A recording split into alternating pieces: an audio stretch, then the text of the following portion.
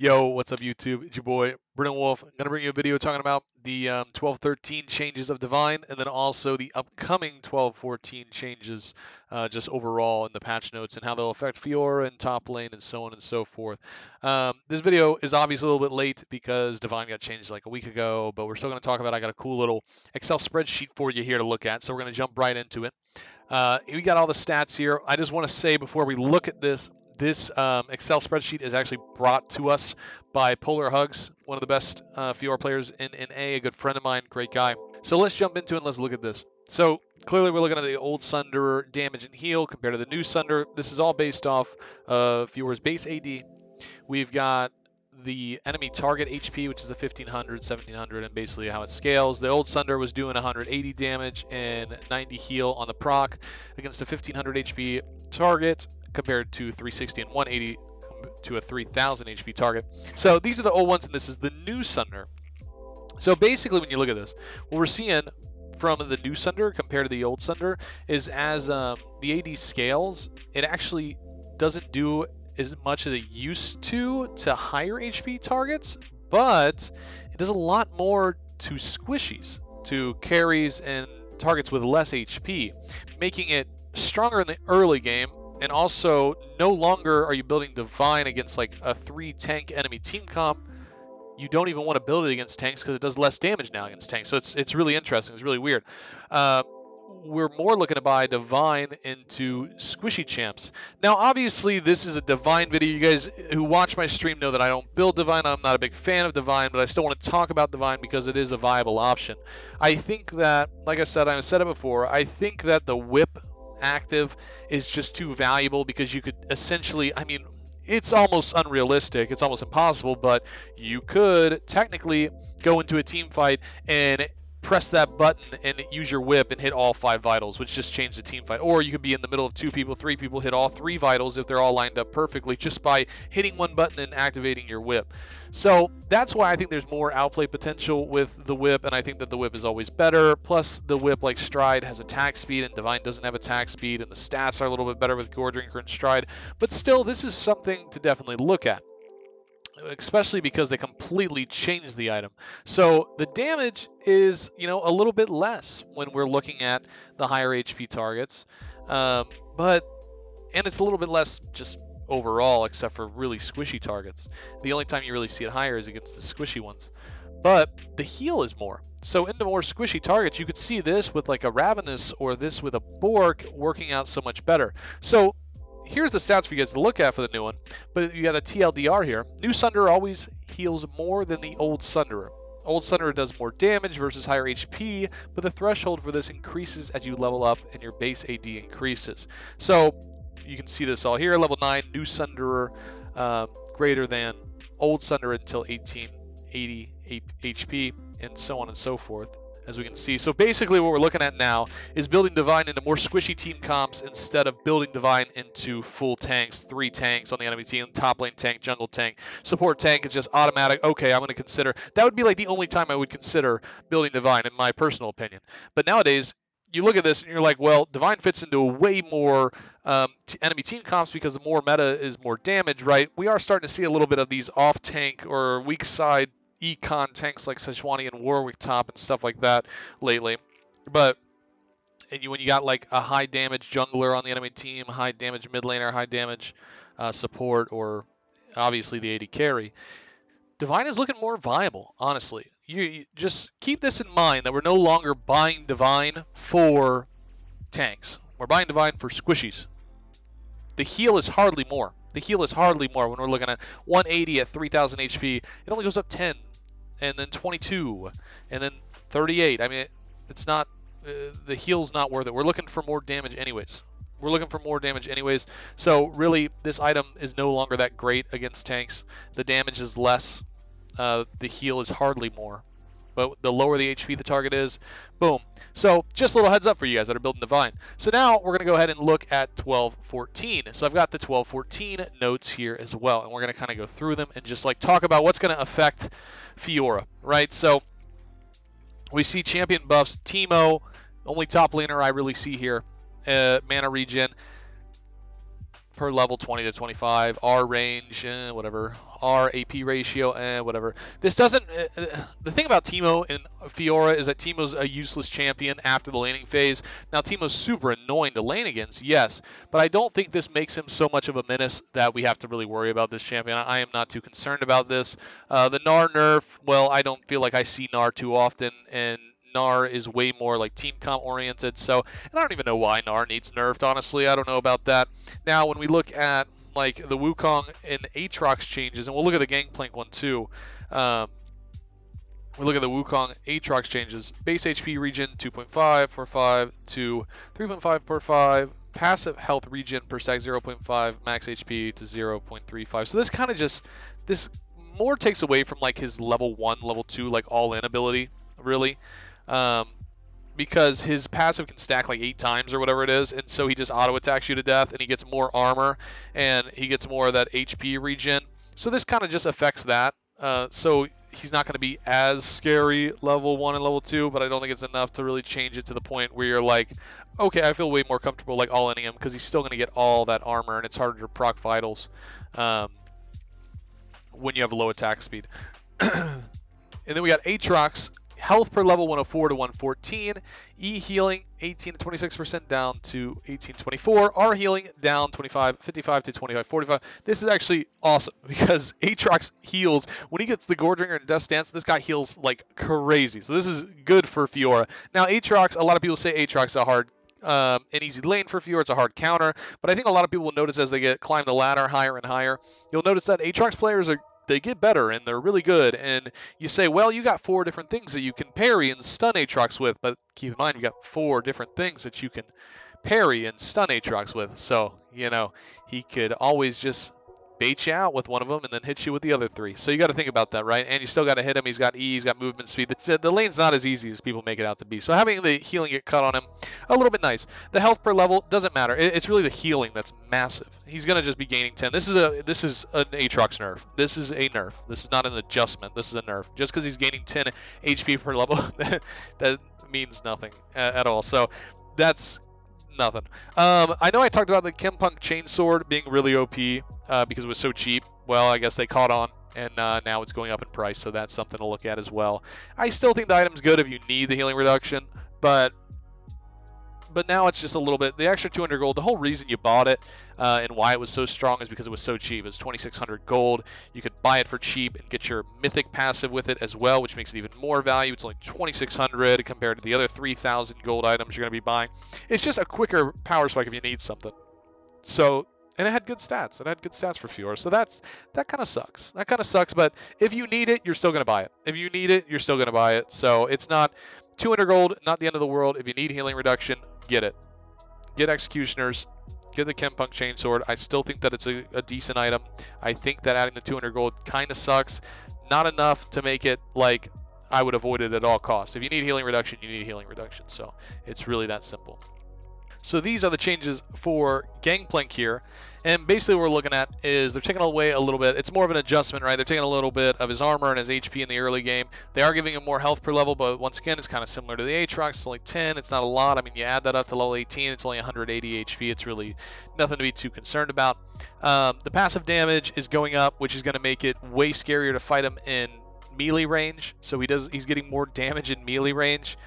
The Q is going up a little bit, which is or going down a little bit, which is kind of nice. But the thing is you kind of get like the Q and the auto, and that's like the combo he's going for. So it kind of levels out. But I actually think that in melee range, he's going to do more damage because they're adding the plus 250% critical strike chance. So in melee range, if he's close enough to Q you and auto you, he's going to do a lot more damage. Actually, a lot more. So now we're looking at the E changes, and basically all the E changes is that when he crits you with his barrels, it's just not going to do as much damage. It's not going to do as much damage when he crits you with the barrels, but it's still going to do a lot of damage because they are increasing the bonus physical damage just by a bit, but they're decreasing the damage on the crit by a pretty decent amount.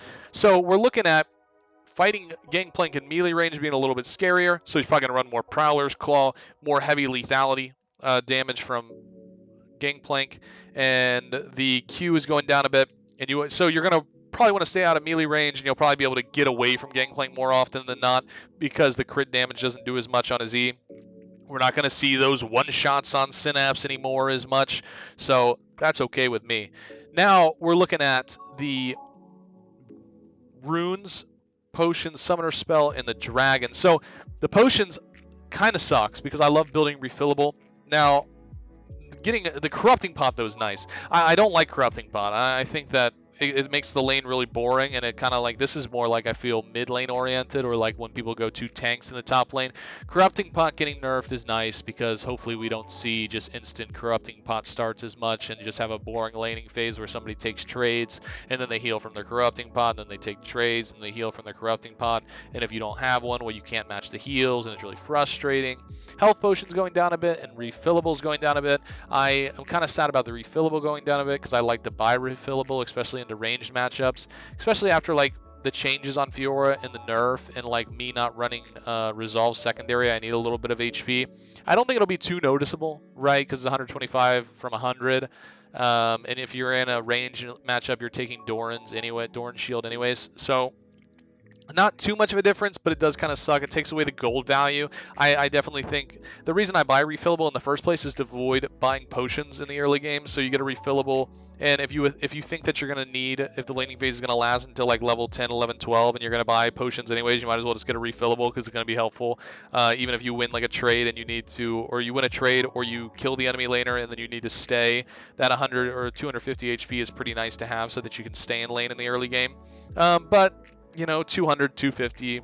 It kind of sucks, but it's not the worst thing ever. We're going to ignore this teleport change because I'm pretty sure they reverted it. Teleport literally already sucks. So if they did this, then there would literally be no reason at all to run teleport. So they reverted this.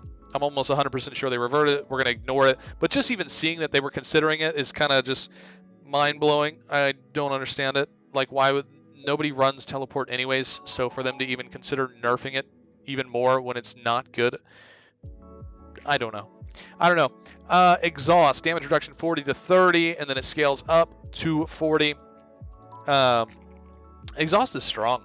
Exhaust is really strong, to be honest. This won't change too much. Exhaust will still be exhaust. All they're doing is changing the early game of it, so it might change like bot lane or something. You know, in the top lane, we're not too worried about that. It's not important. These runes, by the way, so these runes are pretty interesting. I saw that they are nerfing unflinching, which is something that I stand by heavily for the secondary resolve tree. They're nerfing second wind. They're nerfing conditioning, which the durability patch already did that, so they're nerfing it again. Bone plating, they're nerfing it. Now, these are small nerfs nonetheless, but it's really weird. So obviously, running second wind with a Doran shield to go hand in hand into ranged lanes when you're playing Fiora, which is great. I have been coin flipping my ranged lanes, and I made a video about it, my last video about the guides and the builds that I've been building. I've been coin flipping my lanes. I have not been running secondary resolve or grasp or anything like that. And this might encourage more risky gameplay for Fiora players to more be geared towards the scaling runes, because now you're losing more power in the laning phase with the bone plating getting nerfed, the conditioning getting nerfed, the second wind, the unflinching. All of it is getting nerfed. So we might see a little bit of a switch up when it comes to the other high elo players that play Fiora in other regions and such. They might switch off of grasp, because I see some grasp and it goes with divine, and obviously grasp with the easier to play divine now that we talked about earlier. We might see them change into like Conqueror and PTA more often than not, and this makes the decision to take the resolve secondary tree way more. It makes it harder to decide if you want to take that or take the scaling runes, because the scaling runes are so good. If the game gets to 30 minutes, then you're looking at 50 plus AD from the scaling runes compared to, this is going to help me survive the laning phase. Well, now it's not going to help me as much. I'd say that you're really only taking like resolve if you are very uncomfortable in the lane. You've got to be very uncomfortable. And second wind, I mean, like, second wind is solid though. I mean, heal 6 plus 4. This really isn't the craziest thing, because it's still the 4% missing health. That's the big thing that matches with the Dorn shield. Now, if I'm playing against the next Sean or a Quinn or a Kinnan or some terrible lane where I know I'm not going to be able to get any kills, I'll probably still run these runes, to be honest. Second wind and unflinching. Does it suck that they're getting nerfed? Yes. They do. Conditioning though, getting nerfed again. Conditioning is kind of damn near out of the picture. Bone plating, I never really liked bone plating because it doesn't scale and it doesn't really do much for you. So bone plating kind of out of the picture. I mean, really what I think you're looking for nowadays, if you're going to take the resolve, if you're going to take the resolve tree, I would say revitalize second wind. Revitalize second wind or second wind and unflinching.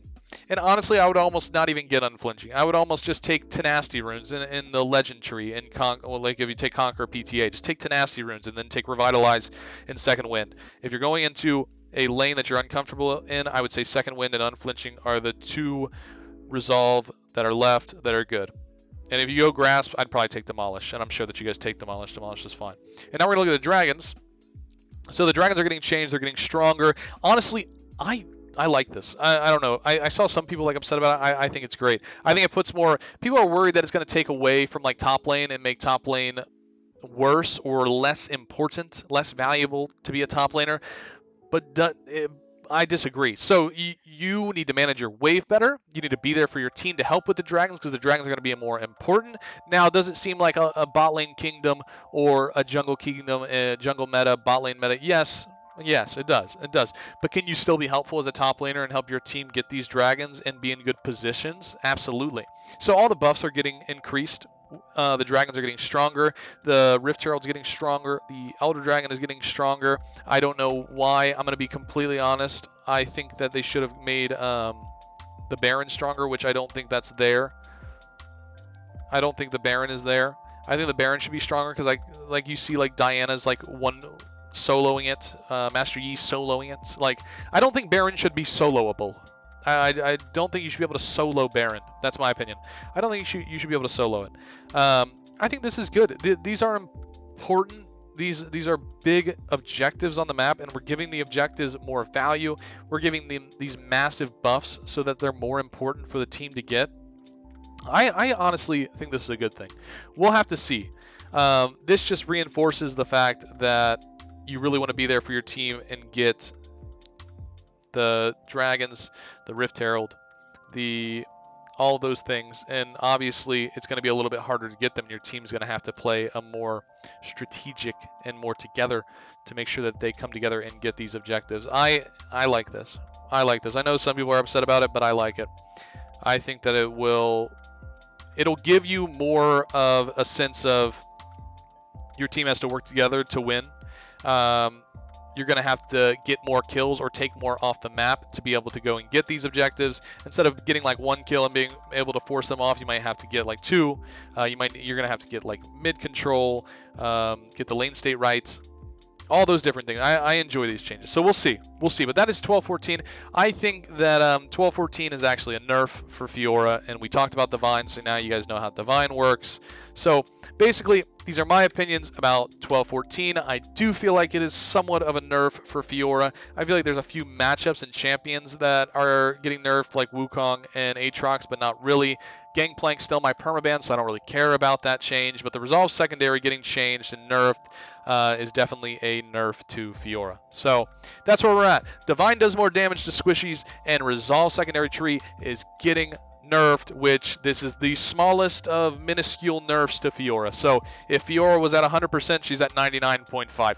We're going to be okay. All right, so that's the video. I hope you guys enjoyed, and I'm looking to pump out a lot more videos here coming soon. By the way, just wanted to say thank you guys so much. We hit YouTube partner, and I couldn't have done it without you guys. So I love you so much. Thank you for that, and thank you for watching my videos. I love you guys, and I appreciate you a lot. So until next time, peace out.